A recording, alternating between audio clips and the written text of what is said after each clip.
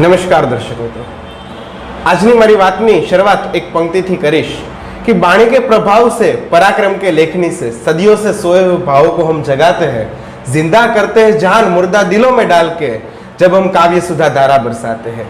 नूतन हजार रसिकों के दरबार में बांधते समा तोनों की छवि छा जाते हैं। तारे नहीं जाते, शशि नहीं जाते, रवि नहीं जाते, वहां कवि हम जाते। एवा एक अद्भुत कवि જે માણવા જેવા છે એવા પાર્થ બાપુ હરિયાણી આજે આપણી સાથે ઉપસ્થિત છે, તો બાપુનો આ કાર્યક્રમમાં ખૂબ ખૂબ સ્વાગત છે। પાર્થ બાપુને વિનંતી કરીશ કે પોતાની ગમતી પંક્તિથી, પોતાને ગમતા છંદથી આજની આ વાતની શરૂઆત કરે।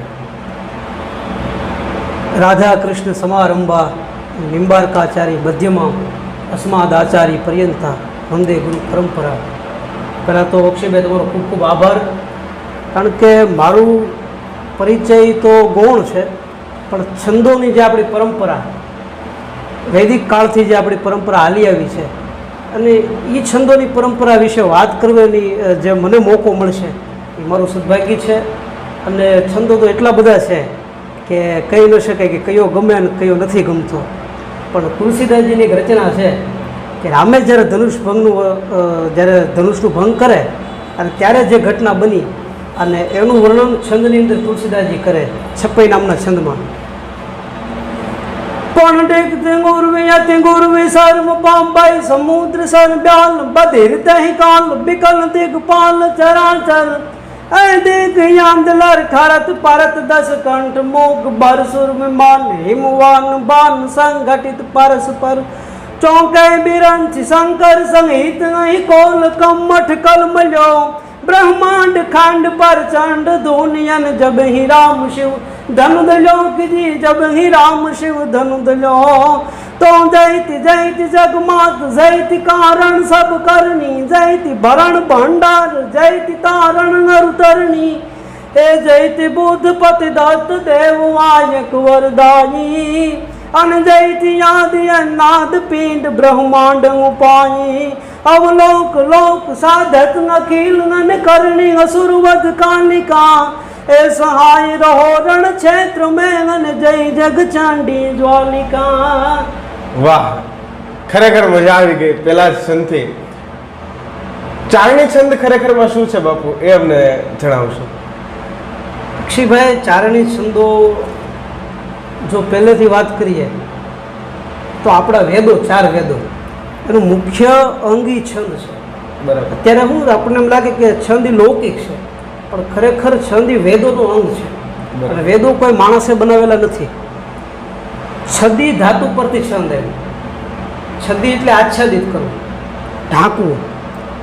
પૂર્વે એવી કથા આવે છે કે જ્યારે દેવોને મૃત્યુનો ભય લાગ્યો ને ત્યારે પોતાની રક્ષા કરવા માટે પોતાને છંદ વડે ઢાંક્યા હતા, મંત્રો વડે, અને એ આચ્છાદિત થયા એટલે ત્યાંથી શબ્દ આવ્યો છંદ। બરાબર।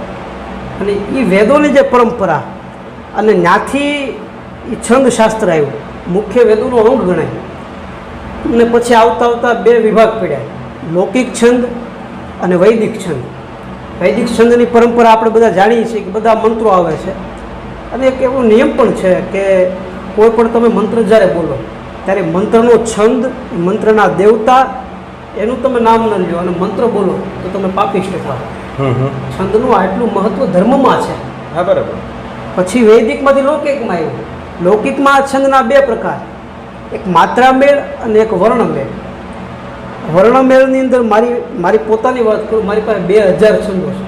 ઓહ, છંદોનું મારી પાસે ખાલી, મારાથી આગળના કવિઓ હશે તો એની પાસે કેટલું સંગ્રહ હશે। એટલે છંદોનો કોઈ અંત નથી। અને એવી રૂઢી પરંપરા, એમાં રેણંકી હોય, ચરચરી હોય, દુહા હોય, સોરઠા હોય, ઉદ્ધોર હોય, કેટલાય છંદો આપણે અગાઉ બોલ્યો એ છપ્પઈ છંદ। હા, છંદોનો કોઈ પાર જ નથી। અને આવા નવી નવી છંદોની અંદર આપણા કવિઓએ રચના કરી અને આપણા સાહિત્યનું અને આપણા દેશનું રક્ષણ અને ધર્મની સંવર્ધન કર્યું છે। પાર્થ બાપુ, અમને એ જણાવશો કે આપે કઈ ઉંમરથી લખાણમાં શરૂઆત કરેલી? એક યુક્તિ એવી છે કે કવિ તો આમ તો જન્મથી હોય। હા, કારણ કે પૂર્વાગ્રહનું કંઈક હોય તો જ ત્યાંથી એ બધું આવતું હશે।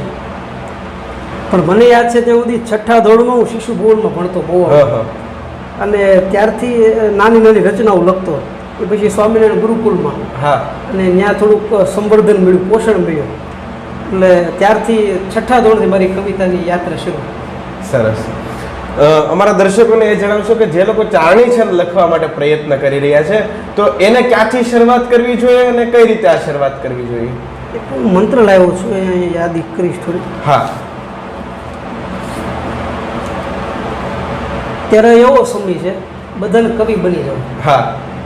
કાંઈક પણ જોડકું નાનું એવું લખે એટલે પોતે નીચે લખીને કવિ આ લખ્યું. પણ કવિ થવા માટેના મુખ્ય જે લક્ષણો આપણા નારદ મુનિ કહે છે સંગીત મકરંદમાં, શુચિર દક્ષ શાંત સુજન વિનીત સુનત્તર. કવિનું પહેલાં પેલું લક્ષણ મને લાગે કે શુચિર દક્ષ, કવિ સૂચિ હોવો જોઈએ. સૂચિ એટલે પવિત્ર.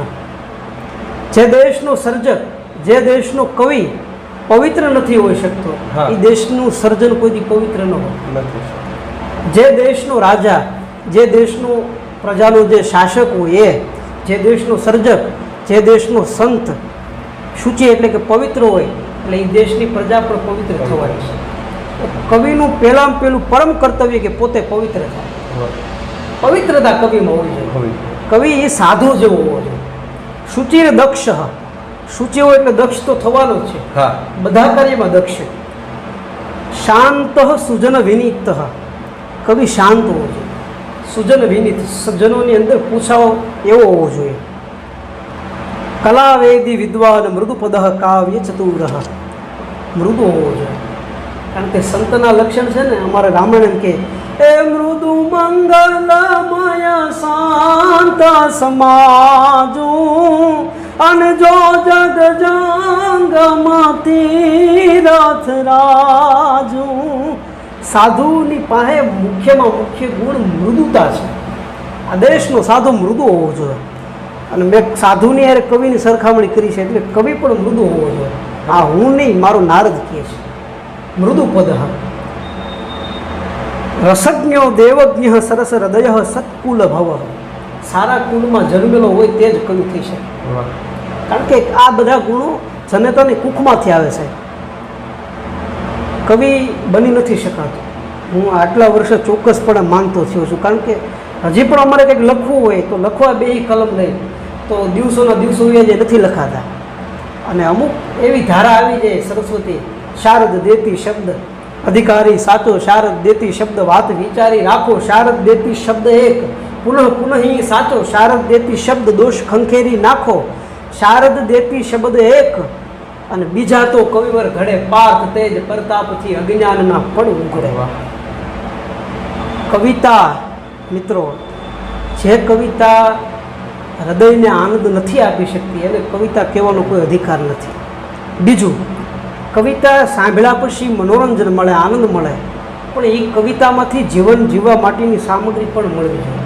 આપણા દેશના કવિઓનું પરમ કર્તવ્ય છે તમારી કવિતા એવી હોવી જોઈએ, સૂચિ હોવી જોઈએ, પવિત્ર હોવી જોઈએ કે એમાંથી જે તમારી કવિતાના જે ચાહકો હોય એ તમારી કવિતામાંથી જે સુશીતા છે, તમારી જે કોમળતા છે એનું ગ્રહણ કરી અને આ રાષ્ટ્રને, ધર્મને કાયમ આવી શકે એવી કવિતા હોવી જોઈએ. અને રસજ્ઞો, એની અંદર રસ હોવો જોઈએ. દેવજ્ઞ એટલે કે કવિ દેવ જેવો હોવો જોઈએ. સરસ હૃદય સત્કુલ ભવ, શુભાકાર છંદો ગુણગણ વિવેકી સચ કવિ. ગુણ અને ગણનો વિવેકી, કવિ વિવેકી હોવો જોઈએ. આને આપણે કવિ કહીશું. વાહ, કવિની ખૂબ સરસ વ્યાખ્યા આપણે કરી કે કોને કવિ કોણ થઈ શકે. એટલે એ ખૂબ જાણવા મળ્યું. એકાદ સાહિત્યનો પ્રસંગ અમારા દર્શકોને જણાવશો? સાહિત્યનો પ્રસંગ આમ તો પિંગળ શાસ્ત્ર વિશે મારે વાત કરવી છે એટલે એનો જ પ્રસંગ કહું. વાહ. પિંગળ શાસ્ત્રની શરૂઆત ક્યારથી થઈ? એકવાર શેષ નારાયણ ભગવાન, આવી વાત આપણા સાહિત્યમાં આવે કે શેષ નારાયણને એવી ઈચ્છા છે કે મારે સૃષ્ટિ, મારી માથે સૃષ્ટિ કેટલી છે એનું મારે માપ લેવા જવું. હું જે સૃષ્ટિનું વજન લઈને બેઠો છું એનું પરિમેય કેટલો, એનું વ્યાસ કેટલો છે, આવી ઈચ્છા છે. એટલે ભગવાન શેષ નારાયણ પોતે સર્પ અવસ્થા એમની અને સૃષ્ટિમાં આવે. એમાં બને એવું કે ગરુડને ખબર પડે, કારણ કે ગરુડ અને શેષને બેને બને નહીં, બેને દુશ્મની પહેલેથી. એટલે ગરુડને ખબર પડી કે શેષ પોતે સૃષ્ટિમાં આવ્યા છે એટલે નક્કી આનો મારો કોળિયો કરી જવાય. એટલે બને એવું કે ગરુડી શેષને મારવા માટે આવે સાહેબ. અને શેષ નારાયણને ખબર પડી જાય કે મને ગરુડ મારી નાખશે, એટલે પોતાના બચાવ માટે એ ગરુડને શેષ નારાયણ એમ કે પિંગલ એમ કહે છે કે ભાઈ ગરુડ, મારી પાસે એક એવી વિદ્યા છે કવિતા નામની, છંદ નામની, કે દુનિયાની કોઈ પાસે આ વિદ્યા નથી. એટલે મને મારી મને વાંધો નથી, મારો તું હત્યા કરી નાખ એનો મને કોઈ વાંધો નથી, પણ હું મરું તો આ વિદ્યા વહી જાય એ મને વાંધો છે. એટલે એક કામ કર કે તું પહેલાં મારી પાસે પિંગલ શાસ્ત્રનો તું અભ્યાસ કરી લે, અને પછી મારું તું જે કરવું તે કરે. ગરુડને વાત ગળે ઉતરે અને પછી એમ કહે છે કે મારી પાસે જે છંદો છે એકનો એક છંદ બીજી વાર નહીં આવે. આટલા છંદો પિંગળ શાસ્ત્રે કીધા કે હું છંદોનું વર્ણન કરીશ, કરોડોના કરોડો છંદ થાય, પણ એનો છંદ બીજી વાર નહીં આવે. ગરુડને વાત માન્યમાં આવી કે ભાઈ સાચી વાત છે, હાલો આવું એની પાસે શાસ્ત્ર છે તો આપણે એનું અધ્યયન કરવું જોઈએ. એટલે બંને એક પછી એક છંદો, એમાં રેણુકી આવે, સારસી આવે, દુહા આવે, સોરઠા આવે, પહેલે દસ લીજે દૂજે તુજે અઠે કીજે ખટ ચતુરો આવા એમ કહેવાય છંદોના માપ પિંગલ શાસ્ત્રના મળ્યા બતાવો. સર સર પર સધર નંબર તર અનુસર કર કર વરધર મેલ કરાય હરિ હરસુર નવર હરિ હરસુર નવર ngછર ngતિ મન હર ભર ભર ngતિ ઉનરક ભરે નિરખત નર પ્રવર પ્રવર ગણ નિર્જર નિકર મુકુટ શિર સવર્ણ મે ખણલો પટ ઘરર ફરર પદ ઘૂંઘર રંગ ભર સુંદર શ્યામ રમે. એક પછી એને એમ કહેવાય કે છંદોની ઠોર બોલતી હતી. ગરુડને ભૂલાઈ ગયું કે હું આનો દુશ્મન છું. વાહ મિત્રો, આમાંથી હું એક નાનો એવો તમને પ્રસંગ કહું કે કવિતા છે ને એની અંદર માણસ એટલો વહેતો થઈ જાય કે એને ભૂલાઈ જાય કે હું આનો દુશ્મન છું. આને કવિતા કહેવાય. આવી એને એમ કહેવાય કે કવિતાને જે ઠોર બોલાવે, એટલે ગરુડને એમ થયું કે હું આનો દુશ્મન નથી, એટલે એની બે વચ્ચે મિત્રતા સ્થાપિત થઈ ગઈ. એક એક છંદોની પછી તો વાત આગળ કરે છે. અને પહેલાંના મનમાં હતું શેષને કે મારે તો બચવું છે, એટલે પોતે બ્રાહ્મણ દેવતાનું સ્વરૂપ ધરી લીધું, કારણ કે શિક્ષા દેવી તો બ્રાહ્મણનું સ્વરૂપ લેવું પડે. એટલે બ્રાહ્મણ બની અને એક પછી એક છંદોનું શિક્ષણ આપતો હતો ગરુડને. અને ત્યારે શેષ નારાયણ એમ કહે છે કે ગરુડ, હવે એક તમે છેલ્લો છંદ હું સંભળાવું છું, એમ કરીને તળાવના કિનારે લઈ જાય છે. કોને? ગરુડ. તળાવના કિનારે જાતા જાતા જાતા ભુજંગી નામનો છંદ કીધો. એ લગા ગા લગા ગા લગા ગા લગા ગા લઘુ ગુરુ ગુરુ લઘુ ગુરુ ગુરુ, આ ભુજંગીનું બંધારણ છે. એ નમામિ સમીશાન નિર્વાણ રૂપમ વિભુવ્યાપકમ બ્રહ્મ વેદમ સ્વરૂપમ એ નિજમ નિર્ગુણમ નિર્વિકલ્પમ નિરીહમ ચિદાકાશ માકાશ વાસમ ભજેહમ.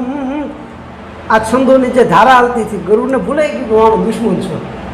એટલે પેલો ભુજંગ એટલે કે નાગ, જે શેષ નારાયણ હતા, પોતે પિંગળજીનું નામ, એ છંદ બોલતા બોલતા બોલતા લગા ગા લગા ગા લગા ગા લગા ગા, છેલ્લો જે છંદ આવ્યો એટલે તળાવની અંદર ગળી ગયા પોતે શેષ નારાયણ. અને ગરુડને ખબર પડી કે આ તો મારે દગો કર્યો.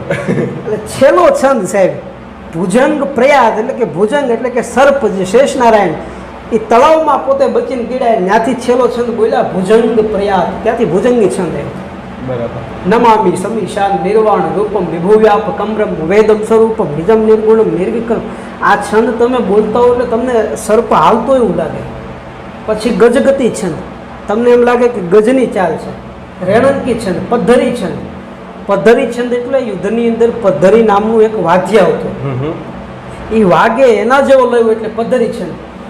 વૈશાખ શુક્લ 14 વિશાલ રવિ હોત નસ્ત ગત સંધિ કાલ પ્રહલાદ કે કરુણા પુકાર થરાય થંભ તબ પરિંદરા. તમને એમ લાગે કે આ વાગે છે, એ લય એની અંદર હતો. આજે ઘણીવાર આપણને દુઃખ થાય કે સાહિત્યકારો છપાખરાને લઈ અમે પોતે બોલી છીએ લઈની હારે, સંગીતની હારે, પણ ખરેખર છપાખરાનું છંદોનું સ્વરૂપ એ કોઈ સંગીત હારે ગાવાનું નથી. છંદોની અંદર ઓલરેડી એટલું સંગીત છે, એટલું મ્યુઝિક એની અંદર છે સાહેબ, કે બીજા કોઈ મ્યુઝિકની અંદર જરૂર નથી પડતી. વડા ભારતા રચાયા ખેલ કૌરવ વારા પાંડવ વાલા કર્ણ પાર થારા જુદા હુआ પ્રણય કાજ બાણના ટંગાર નાર પારંગા આસમાન બાગા પનંગા છણંગા લાગા હાથ મેં પાતા. આ 18, 14 અને 16, 14 એવા માપનું છુપંખરો નામનું ગીત છે. પિંગલ શાસ્ત્રનું નહીં પણ ડિંગલ શાસ્ત્રનું. પિંગળ શાસ્ત્ર અને ડિંગલ શાસ્ત્ર એ પણ બે પરંપરા આપણી કવિતાની રહી છે. એમાં ચારણોએ દેવી પુત્રોએ પણ ખાસ ખૂબ પિંગળની સેવા કરી છે અને ડિંગળ સાહિત્યની પણ એમણે સેવા કરી છે. છપાખરાને છંદ ન કહી શકે. ઘણા સાહિત્યકારોને જોઈએ તો આપણને એમ થાય કે ભાઈ આ છપાખરું બોલે છે અને એમ કે હું છપાખરાનું છંદ બોલીશ, પણ ખરેખર છુપંખરો એ ગીત છે. પહેલાં નામ સુપંખરો હતું, પછી સપાખરું થયું, પછી આજે યુટ્યુબમાં જોયું ચપાકડું, ચૂપકડું. અત્યારે આ દિશા છે સાહિત્યની. મૂળ નામ સુપંખરો છે અને એનું માપ પણ આ છે. એની અંદર વર્ણ સગાઈ આવે, એની અંદર દુગણના વિસ્તાર આવે, દગ્ધાક્ષર આવે. અક્ષયભાઈ, તમને નવાઈ લાગશે કે અમારી કવિતાની જ્યારે શરૂઆત થાય પહેલો શબ્દ કયો લેવો એની પર પણ વિશેષ ધ્યાન દેવામાં આવે. હો કરે હિત હાણ ગો ઘર ઘર ઘૂ માડે રરો રાજભાઈ ધરે અને નનો ધન નાશ કરાવે. 8 અક્ષર એવા છે દગ્ધાક્ષર. એ કવિતાના જો પહેલાં તમે લઈ લો તો હો કરે હિત હાણ. જો પહેલાં લેવા આવે કવિતામાં તો હો કરે હિત હાણ. તમારા સમગ્ર જે હિત હોય એની હાનિ કરી નાખે અને રરો ધન નાશ કરાવે. ર અક્ષર જો તમારી કવિતામાં પહેલો લેવાઈ ગયો હોય તો કવિનું ધન જે હોય એનો નાશ કરાવે. આમ તો કવિ પાસે ધન તો હોય અને એમાં નાશ કરાવી નાખે. એટલે આ તો ઘાટાનો ઓલો થયો. એટલે રરો ધન નાશ કરાવે. અંક 8 કહ્યા અશુભ અને ચિત્ત ધરી ધૂર વિચાર હે પણ અવધ ઈશ ગુણ ગાવતા લગે દોષ લગાવે. કવિને 2 છૂટ આપવામાં આવી કે 8 અક્ષર તમારે નહીં લખવાના, પણ એમાં છૂટ આપી કે એક તો અવધ ઈશ ગુણ ગાવતા. તમે કદાચ ભગવાનના ગુણનું તમે સ્મરણ કરતા હો તો એ તમને દોષ લાગતો નથી. અને બીજો કે તમારી કવિતામાં વર્ણ સગાઈ હોવી જોઈએ, શબ્દો એકબીજાની હારે રમતા હોવા જોઈએ. અત્યારે તો નવીન લાગે પણ શબ્દોની અંદર પણ વર્ણ સગાઈમાં મિત્ર ગણ આવે, ભાઈ ભ્રાતુ ગણ આવે, એમાં નોકરનું ગણ આવે, પત્ની ગુણ આવે, આવા ગણો આવે છે. એક ગણની મિત્રની ગણની અંદર તમે ભાઈનું ગણ રાખો તો એ કવિતા સરસ બને, પણ દુશ્મન ગણ અને મિત્ર ગણ રાખો તો એ કવિતાનું કોઈ ફળ નથી. એટલે આવા આપણો ગણ છે સાહેબ. એટલે 8 અંક કહ્યા હશું. આ 8 અક્ષર તો પહેલાં તજવા જેમ, પણ આ 2 વસ્તુ કદાચ હોય, વર્ણ સગાઈ હોય તો તમે આ કરી શકો. અને વર્ણ સગાઈ કોને કેવી? એક ઉદાહરણ આપીશ. સાંધા ત્રોડિયા પાંજરા વાળા સાંકળેથી બાંગ છૂટા. એ કવિએ સથી શરૂઆત કરી. સાંધા ત્રોડિયા પાંજરા વાળા સાંકળેથી બાંગ છૂટા. તો જ્યાં શબ્દ મૂક્યો એ છૂટા એ પણ સ છે.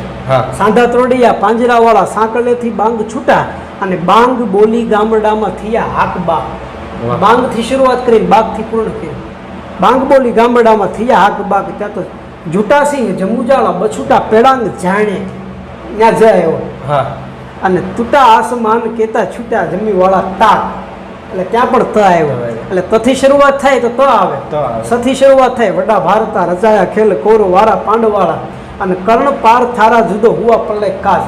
કર્ણ પાર થારા જુદો, કર્ણથી શરૂઆત કરી અને કાજ સુધી આવ્યા એટલે ત્યાં ક જરાણું. એટલે બહુ ઊંડું સાહિત્ય છે, એનું વૈદિક ગણિત છે. અમારે તો પ્રસ્તાર આવે, મરકટી આવે, અને કેટલાય વૈદિક ગણિતના નિયમો આવે, એ પછી છંદ બનતો હોય સાહેબ. અને આ બધા નિયમોને જાળવી અને એમાં પાછો ભાવ તમારો પૂર્ણ ને પૂર્ણ પડ્યો રહે ને એ પછી જે કવિતા જે આવે એ જગતને કંઈક સાહેબ આપી શકે. એ કાગ બની શકે, એ તુલસી બની શકે, એ કંઈક બની શકે. બાકી કવિતામાં આ બધા ગુણો હોય અને એક પણ દોષ વગરની કવિતા હોય એ સમગ્ર સંસારને કંઈક આપી શકે. બાપુ, આપે લખેલ પહેલો છંદ અમારા દર્શકોને જણાવશું. પહેલાં તો મેં ગીત લખેલું અને વ્યસન મુક્તિ પર છે. એક માટીનું માળખું હરિએ જીવન આપ્યું જાજુ, પ્રભુએ જીવન આપ્યું જાજુ, હરિએ જીવન આપ્યું જાજુ. આ ગીતની અંદર મારો પહેલો છંદ. અને છંદની અંદર પહેલો તમને છંદ સંભળાવું.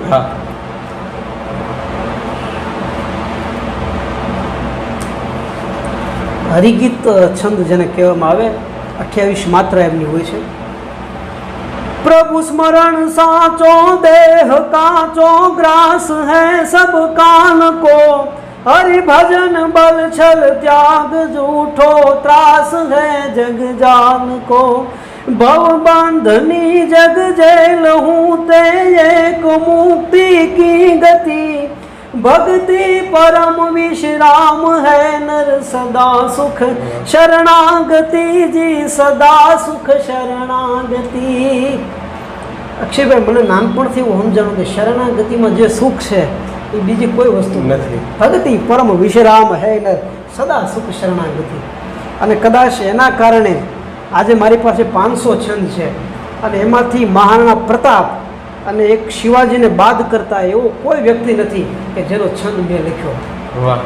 હા, કોઈને સંબોધન લખ્યો હોય પણ એની પ્રશસ્તિ માટે ન લખ્યો હોય. હા, બરાબર. એનું સંબોધન આવે, કદાચ હું તમને દુહો કહેતો તમારું સંબોધન અંદર આવે પણ તમારી પ્રશસ્તિ ના આવે. બરાબર.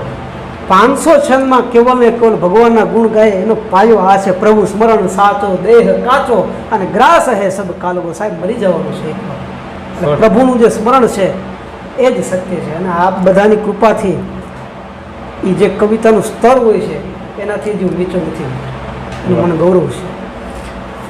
તમારા તો ખૂબ સારા છંદ લખો છો, પણ તમને ગમતા છંદ કોઈ અન્ય કવિઓના? શરૂઆતમાં મેં વાત કરી ને કે યુદ્ધનું વર્ણન એ મને બહુ ગમે. પછી એક રેણકીય છંદ છે એ પણ મને ગમે. છંદો કોઈ પણ છંદો બંધારણની અંદર સારા ભાવમાં લખ્યા હોય મને ગમે. હા. મારા મિત્ર કવિઓ મારાથી નાને જે હોય છે એને પણ હું થાબડું છું પી, કારણ કે એનો છંદ મારી કરતાં સારો હોય તો મને 100 વાર ગમે. કારણ કે આપણે વંદન કરીએ. કારણ કે હું જ્યારે કવિતા લખતો ત્યારે સાહેબ પાર્થ કવિતા નથી લખતો. હું જ્યારે કવિતા લખું ત્યારે ભગવતી શારદા મને લખાવે છે. કારણ કે એમાં મારું કોઈ સ્થાન નથી હોતું. કારણ કે આપણી શું તાકાત છે છંદ લખીએ. ભગવતી શારદા ઘણીવાર તો એવું બને કે રાતે સૂતા હોય, બોલપેન કાંઈ પાસે હોય ને એને સપનામાંથી ઉઠી, સપનામાં અક્ષયભાઈ એવું દુહાનું બંધારણ સહિત દુહો આવ્યો અને પછી મોબાઈલ લઈને એની અંદર અમે ટાંકી નાખી. વિચાર તો કરો ત્યાં અમારું મગજ ક્યાં હાલતું છે. હા, બરાબર. એટલે આ અનુભવ પછી મને એમ લાગે કે અમારું કોઈ આમાં ગજું નથી. ભગવતી જે અમારી પાસે લખાવે છે એ તમારી સમક્ષ લખી છે. પણ એક મેં નિયમ કીધું ને કે સૂચિ કવિ પવિત્ર હોવો જોઈએ. તમારી જ્યારે પવિત્રના તમે નાશ કરો ત્યારે ભગવતી તમને ગુજાડવાનું બંધ કરી દે. બાકી તમારી પવિત્રતા હોય એટલે ભગવતીને શબ્દો આપવા પડે અને આપવા પડે. આ બંધાયેલી છે. એટલે એવા છંદો ઘણા છે, પણ છંદો ગાવા કરતાં એના અર્થ સહિત હું તમને સંભળાવીશ. પેલો છંદ બોલ્યો ને એનો અર્થ નાનો એવો કરું કે ત્યારે દશા શું થઈ પૃથ્વીની. એમ જ્યારે રામ ધનુષનું જ્યારે સ્પર્શ કરે અને એ જ્યારે દશા બની, હજી ભગવાન સ્પર્શ કરવા જાય એ પહેલાંનો આ છંદ તુલસીદાસજી લખે. देखते गुरवे यति गुरवे सर्व पापय समुद्र सरकाल बधेरता ही काल विकल दिगपाल चराचर दिग्यांत लर खरत परत 10 कंठ मुख भरसुर विमान हिमवान भान संगठित परस्पर चौके बिरंश सागर सहित नहीं कौल कमठ कल मिल्यो. एक टेबल હોય અક્ષયભાઈ અને એમાં એ ટેબલનું એક પાયો ટૂંકો હોય. મારા અર્થમાં વ્યાખ્યા કરું કે આ છંદનો અર્થ હું છું. એ ટેબલનો એક પાયો ટૂંકો હોય અને એની અંદર એક તપેલું રાખવામાં આવે. એ તપેલાની અંદર દૂધ ભરવામાં આવે અને એક કૂતરું અથવા તો બિલાડી આવી અને ટેબલને હલાવી દે અને એ ટેબલ જ્યારે હલે અને આખું એને કહ્યું કે ટેબલ હલે અને ટેબલની ઉપર જે તપેલું એની અંદર દૂધ હલે અને દૂધની જે ધારા બને અને મોજા જેવો જ્યારે આકાર ધરે ને ત્યારે સૃષ્ટિની હાલત એવી થઈ હતી. ડીગતી ઉર્વી હતી ગુરવી સર્વ પબ્બય સમુદ્ર સર. રામે જ્યારે ધનુષનો કંઈક સ્પર્શ કર્યો પણ કવિ એમ લખે, તુલસીદાસજી એમ લખે કે આ બાજુ ડુંગરા અને આ બાજુ સમુદ્ર હવે બે એક થઈ ગયું લાગતું હતું. સુરવિમાન હિમવાન ભાન સંઘટિત પરસ્પર. કૃષ્ણનો બાપ એટલે ચંદ્ર, રામનો બાપ એટલે સૂર્ય અને આ બેયના બાપ અને ભગવતી પાર્વતીનો બાપ એટલે હિમાલય. આ ત્રણે એક થઈ ગયા લાગતું હતું. સુરવિમાન હિમવાન ભાન સંઘટિત પરસ્પર ચોકે બિરંથી શંકર સહિત. બ્રહ્માંડની અંદર બ્રહ્માદેવના એમ કહેવાય કાનની અંદરથી અવાજ આવતો બંધ થઈ ગયો. ચોકે બિરંથી શંકર સહિત ભગવાન ભોળિયોનાથ મોજમાં આવી ગયો. જટાટ વિગ્જ લંબ પ્રવાહ પાવી તમથલે ગલય લંબી લંબિતા ભુજંગ તુંગ. શિવને એમ થયું કે મારી પહેલાં કોણ પ્રલય કરવાવાળો આવ્યો એટલે શિવને પોતાની સમાધિ છૂટી ગઈ. ચોકે વિરંત શંકર સહિત અહીં કૌલ કમઠ કલમલ્યો. ત્યાં બ્રહ્માંડ ખંડ પરચંડ ધૂની અને જબહી રામ શિવ ધન. ત્યાંના માણસોને શું લાગે કે આ કડા ફડીને તડા તડીને આવે એવું જ છે. સાહેબ છંદોના આ અર્થો હશે. એક શબ્દની અંદર કવિ પોતાનો પ્રાણ નાખી દેતો હોય છે ત્યારે શબ્દ બને. એ સિવાય શબ્દનું સર્જન નથી થઈ શકતું. ખૂબ સરસ વાત કહી. અને મેં કીધું એમ ઘણીવાર હું તો મારી વાતમાં પણ કહેતો હોય કે તમે જેમ કીધું એમ કે કવિ છે એ જન્મે છે, કદાચ કરોડો રૂપિયાની સંપત્તિ હોય પણ એ કવિ ન થઈ શકે, એક સારો ગાયક ન થઈ શકે. એ જન્મે છે ને જ્યારે પોતાના પ્રાણ એમાં ઉમેરી દેતા હોય શબ્દ માટે, ત્યારે અમારા દર્શકોને કોઈ વિશેષ સંદેશો આ માધ્યમથી આપ આપવા માંગતા હોય? વિશેષ સંદેશ અને એક મારી રચના પણ બોલવાની મને ઈચ્છા છે. વાહ. કારણ કે આપણા મોઢે આપણું ગાડી સડી જાય તો સારું કહેવાય. અરે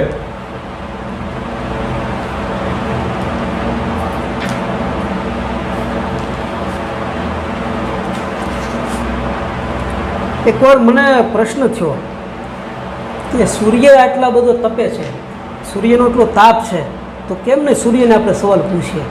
એટલે મેં સૂર્યને સ્વાભાવિક સવાલ પૂછ્યો, પણ રામ સમાન રઘુવંશ મેં અને ભયે સુલાખન ભૂપ તો ભી સૂરજ નિત જલે આમાં કારણ કોણ મધુપ. મધુપ મારું ઉપનામ છે. રામ સમાન રઘુવંશ મેં ભયે સુલાખન ભૂપ તો ભી સૂરજ નિત જલે આમાં કારણ કોણ મધુ.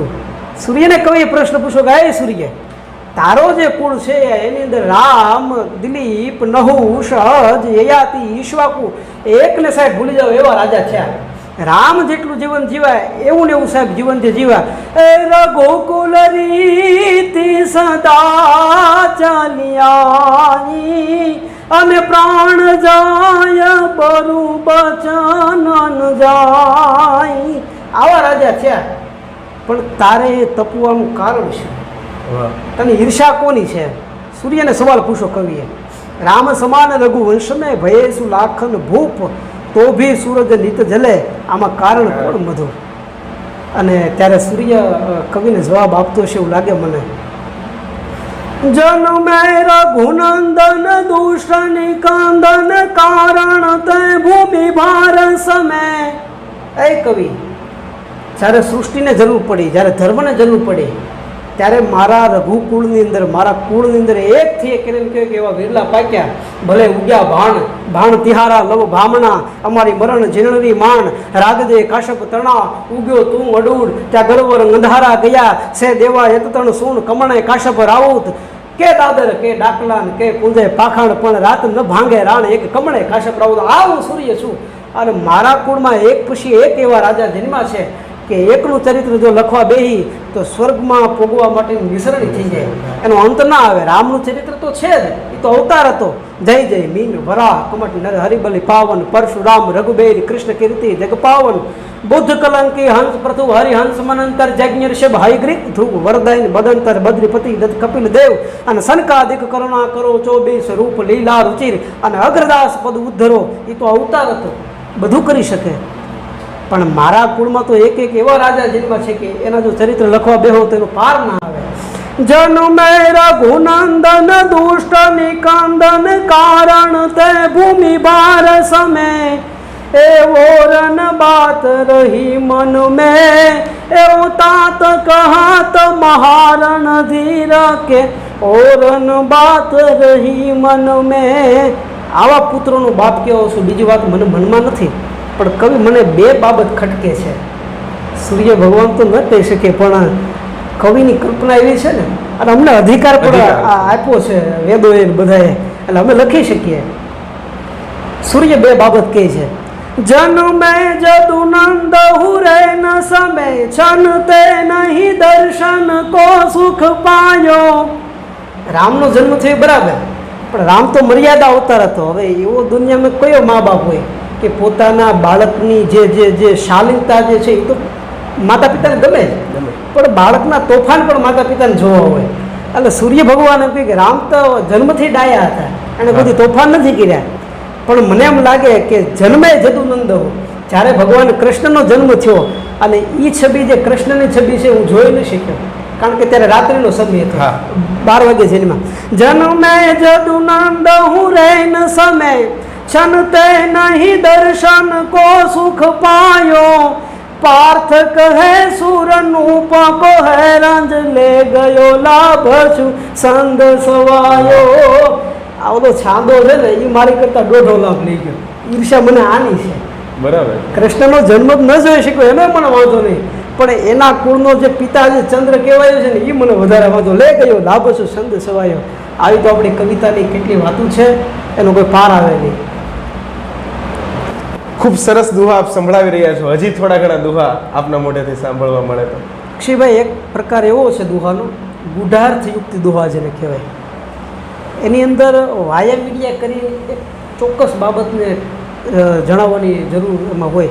અને એક એવો સમય તો ભારતની અંદર કે રાજ્ય વ્યવસ્થા, અને ત્યારે સીધે સીધું જો કહેવાય તો પત્રની અંદર બીજા વાંચી જાય એવો ડર હતો. હા, એટલે આપણા ચારણ જે દેવી પુત્રો જે છે એમને એક એવી ગુઢાર્થયુક્તિ નામનો દુહો કહેતા કે એની અંદર વાયા મીડિયા કરીને એક ચોક્કસ વસ્તુને દર્શાવવામાં આવે. ગુઢાર્થયુક્તિ દુહો એનું એક મારો પોતાનો બનાવેલું ઉદાહરણ તમને સંભળાવું.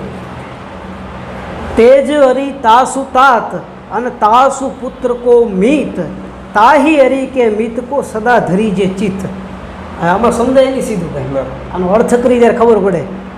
તેજ અરી, તેજ એટલે સૂર્ય. આપણે સાહિત્યમાં એક નામ અને એના 32 સાહેબ અર્થો બતાવવામાં આવે. તમે અમેરિકા બાજુ જાઓ તો ત્યાં શું છે, મામી હોય તો એને આંટી કહેવામાં આવે, માસીને આંટી કહેવામાં આવે, ફઈને આંટી કહેવામાં. ત્યાં એ લોકો પાસે બીજી પરિભાષા નથી. અને આપણે સમૃદ્ધ એટલો આપણો દેશ છે. સારંગ તમે અર્થ લ્યો, સારંગ નામ, તો સારંગ નામ ધનુષ થાય, સારંગ નામ હાથ થાય, સારંગ નામ દેડક્યો થાય, સારંગ નામ વાળ થાય, સારંગ નામ પાણી થાય. એક શબ્દના અહીંયા 32 અર્થો સાહેબ છે. નારાયણ, નાર એટલે કે જળ, જળની અંદર નાર પ્લસ અયન, જેનું જળની અંદર ઘર છે, જળની અંદર જે રહે છે એટલે નારાયણ. આપણું આ વ્યાકરણની આ મહત્તા છે વિશ્વની અંદર. એટલે તેજ હરી તાસુ તાત, તેજ એટલે સૂર્ય, અરી એટલે કે દુશ્મન. સૂર્યનો દુશ્મન કોણ? તો હવે એ સવાલ આવે તો સૂર્યનો દુશ્મન એનો દીકરો શનિદેવ. હા, બધાને વાર્તાની અંદર ખબર છે ને, બેન બાપ દીકરાને ભળતું નહીં બહુ. તેજ અરી તાસુ તાત, તેજ એટલે કે સૂર્યનો અરી શનિદેવ, તાસુ તાત, તાત એટલે કે પિતા. હવે શનિદેવનો પિતા કોણ? તો આપણને ખબર પડે સૂર્ય. સૂર્ય તમે મૂકી ગયો અહીંયા, પહેલાં સૂર્ય મૂકો પછી શનિદેવ, પાછા સૂર્ય મૂકવાનું. તેજ અરી તાસુ તાત, તાસુ પુત્ર કો મિત. શનિદેવનો પિતા સૂર્ય, તાસુ પુત્ર કો મિત. હવે એનો પુત્ર, હવે બીજો પુત્ર આપણે ગોતવાનો રહે એટલે તાસુ પુત્ર. હવે અહીંયા કર્ણ રાખશો આપણે. હા, સૂર્યનો પુત્ર, સૂર્યપુત્ર કર્ણ. એટલે તાસુ પુત્ર કો મિત. હવે કર્ણનો મિત્ર કોણ? કૌરવ, દુર્યોધન. તાસુ પુત્ર કો મિત એટલે અહીંયા દુર્યોધન તમારે રાખી દેવાનું. તાહી અરી કે મિત કો, અરી પેલા શબ્દ આવી ગયો, હરી એટલે દુશ્મન. તાહી હરી કે મિત કો. હવે દુર્યોધનનો હરી કોણ? એનો દુશ્મન કોણ? પાંડવો, અર્જુન. તાહી અરી કે મિત કો. હવે પાંડવોનો મિત્ર કોણ? કૃષ્ણ. ભજીએ બારંબાર. વિચાર તો કરો તમે, સૂર્યથી લઈ અને છેક અહીંયા સુધી આવી. આપણા દુહાનું ઊંડાણ આ છે. સબળ ક્ષમા, નિગર્વ ધની, કોમલ વિદ્યાવંત, હું આભૂષણ તીન હે, બાકી ઉપજત ખપતાનંદ. આ દુનિયાની અંદર સાહેબ તમને ગમે એટલું જ્ઞાન મળે, પણ જ્યાં સુધી તમારામાં કોમળતા નથી આવડતી, સબળ ક્ષમા, તમે સબળ હો છતાં તમારી પાસે ક્ષમાનો ગુણધર્મ હોય, સબળ ક્ષમા, નિગર્વ ધની, ધન હોય છતાં ગર્વ ન હોય, અને કોમલ વિદ્યાવંત. જેટલા કવિ મિત્રો આ સાંભળતા છે, સાહિત્યકારો સાંભળતા છે, વિદ્વાનો, એ બધાને હું હાથ જોડીને કહું કે વિદ્યાવંત હોય ને હંમેશા કોમળ હોવું જોઈએ. તમારી અંદર કોઈ ફાકડાય ન આવવું જોઈએ, કોમળ વિદ્યાવંત. કારણ કે ભૂ આભૂષણ તીન હે, બાકી બીજે ખપતા નહીં. હજારો સાહેબ વિયાઈ ગયા અને હજારો મરી ગયા. તમારી પાસે એક એવું લેવલ છે કે તમે સમાજને કહી શકશો કે અમે આ છીએ. એટલે તમારે શુચિતા, શરૂઆતથી આપણે શબ્દ લેતા આવીએ છીએ, પવિત્રતા. તમારામાં પવિત્રતા હોવી જોઈએ, હોવી જોઈએ ને હોવી જોઈએ, અને તમારામાં કોમળતા હોવી જોઈએ સાહેબ. ત્યારે દુનિયાની અંદર તમે કંઈક કરી શકશો. છેલ્લે માતાજીનો ભાવ, ભાવ તો આમ તો છંદો છે ને એ કવિઓનું કામ છે, અને ભાવ ચારણની બેનું દીકરીઓ ગાતી, અને સાહેબ બરોબર સંધ્યાનું ટાણું હોય અને ધૂપના દીપ થવા મળ્યા હોય, અને ભગવતીના ફણાની સામે એને એમ કહેવાય કે જોગબાઈઓ આરાધના કરે. પણ જૌતય પ્રલંબા જગત અંબા ના ધ્યેયંબા ઈશ્વરી બદનમ જળંબા ચંદ્રબંબા તેજ તંબા તું ખરી हो थैंग था गंभीर रागम बजे डागम ब्रह्मणी जगमाय पर चौदीठ जाहर रास गावड़ रमणी मारा संगावड़ रमणी સોનબાઈની માટે આભ કપાળી શબ્દ વાપર્યો છે. હા. મને રામ યાદ આવે કારણ કે રામાયણની અંદર રામની માટે આજાન બાહુ શબ્દ કીધો છે. રામ કેવો હતો તો કે આજાન બાહુ. આજાન બાહુ એટલે કે જેના બાહુની અંદર જગત આખાનું સ્વીકાર હોય. એમ ભગવતી હોનબાઈનું કપાળ છે ને એ આભ કપાળ છે. એ ભગવતીના કપાળની મારી પર સાહેબ ચંદ્ર સૂર્યના એને એમ કહેવાય કે અનંત બ્રહ્માંડો એને એમ કહેવાય ભગવતીના કપાળની મારી પર લાગે છે. એટલે કાગે કીધું કે બધા તો યુભેલિયાવાણી અનહોનલ માંગાબ કપાળી એ પોત્યા વટ પાળવાવાળી જગદંબા પોતાનો વટ પાડે. એનામાં કહેવાય કે હામાં રણક્ષેત્રની અંદર ધૂમ્ર અને ધૂમ્રાક્ષ આવી ગયા હોય, હિરણાક્ષ આવી ગયો હોય. કાગ તો ત્યાં સુધી લખે છે કે જે દી નરસિંહ અવતાર ભગવાને લીધો તે દી ભગવાનનું તો ભગવતી હતી, વારાહી બનીને માં આવી હતી, નરસિંહી બનીને આવી હતી પ્રહલાદને બચાવવા માટે. કડડડ બ્રહ્માંડ ગઈ ઝા કડકત ગડાડ ગડાડ દદ જલ મુછલમ ધડ ધડ ધડ ધમક ધમક ભાઈ બુદર કડણ મેર શિવ દાન ખુલમ તડ તડ સરદોં ધડક નસુરાતન ગડદ ગડદ ગડનાશ ગણે ભટ તટ નસુરાણ પ્રગટ ગઢ બાંધણ બિકટ રૂપ નરસિંહ બણેજી બિકટ રૂપ નરસિંહ બણેજી બિકટ રૂપ નરસિંહ બણે. અહીંયા જગદંબા લાગતી હતી. નિશા શામળી કામળી ઓઢ કાળી નમા કાળ રાત્રિ નમામી કરાળી તુહી તારલે જોધ ઝેણી ઝબુકે અને ચુકાય ના બકા પંથ ફેરા અને ચુકે માના વર્ણન કેટલા થાય. કાગ તો ત્યાં સુધી લખે માડી મારે ગાવા ગાવા તારી નીંદરડી ના ગીત માડી મારે ગાવા ગાવા તારી હે જલડી ના ગીત. એવા શબ્દોના એ હિમાડા બાઈના પૂરા થઈ ગયા રાજ. અને છેલ્લે મોગલનો એક ભેળ્યો વાહ. માડી તારી કાળી રે હે લટુને કાલો ભેલિયો માડી તારો આકરો આ ત્રંબક વર્ણો વાન રે મસરાણી મોગલ ગાંડી થઈ હેડણ કીરે ડુંગર ગાડીએ બાઈ દૂધ ગાંડી થઈ ડણકી રે ડુંગર ગાડીએ. અક્ષયભાઈ ટેજની માથે લગભગ આ અત્યારે પ્રકારો બહુ ઓછા ગવાય. ગાય તો મ્યુઝિક ક્યારે ગવાય છે પણ આ મૂળ આપણો ચારાની ઢબ છે. માડી દૂધ ગાંડી થઈ ડાણ કીરે ડુંગર ગાડીએ માડી દાદો હોકારા હે ગરદારે દાનવ હુગલા માડી દાદો હોકારા હે ગરદારે દાનવ હુગલા એ માડી દે તો ભેડિયો એ ઉતારી દ બાંધી ભેટ રે મસરાણી મોગલ ગાંડી થઈ ડણકી રે ડુંગર ગાડીએ માડી તાર સીમાડા હે લોય પાને આંગડાની આશાયું કરી એ માડી તાર ખાંડાને એ ઘડાગરણમાં ખડખડા. રામાયણનું યુદ્ધ હોય, ભગવાન શિવનું યુદ્ધ હોય, ભગવાન બ્રહ્માનું યુદ્ધ હોય, ગમે તેનું યુદ્ધ હોય એને શસ્ત્રો લેવા પડ્યા છે. હા.